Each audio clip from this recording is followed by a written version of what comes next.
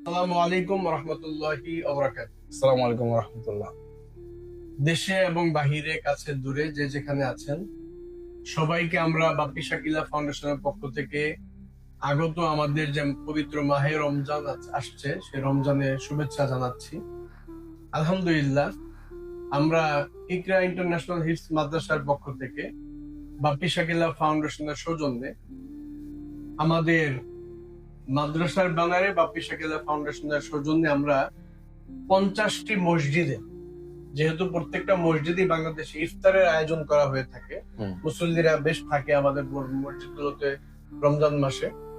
তো আমরা সাহারি এবং ইফতারের সময়সূচি সময়সূচিটা যেন মুসল্লিরা জানতে পারে, এজন্য আমরা 50টি মসজিদে এরকম ফেস্টুন করেছি যেগুলো ঝুলিয়ে দিব।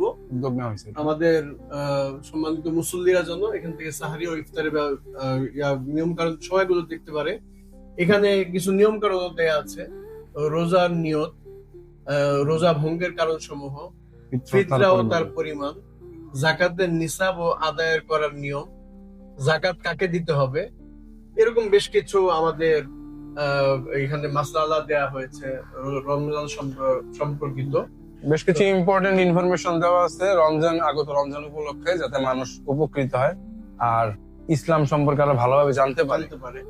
তো আমরা সকলের কাছে দোয়া চাই, আমরা যেন এই কাজগুলো মানুষের জীবন যাপন ইসলামের দিকে ধাবিত হতে পারে, আমরা যেন আরো সহজ করে দিতে পারি।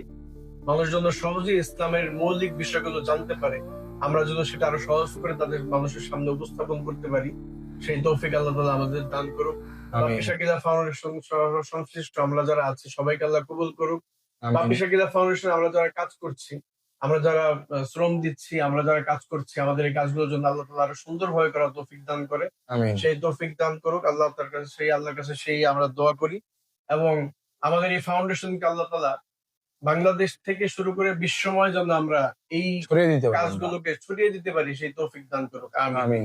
সবাইকে আবারও রমজানুল মোবারক জানিয়ে আমাদের আজকের মতো বিদায় নিচ্ছি। আসসালামু আলাইকুম রহমতুল্লাহি ওয়া বারাকাতুহু। আসসালামু আলাইকুম রহমতুল্লাহ।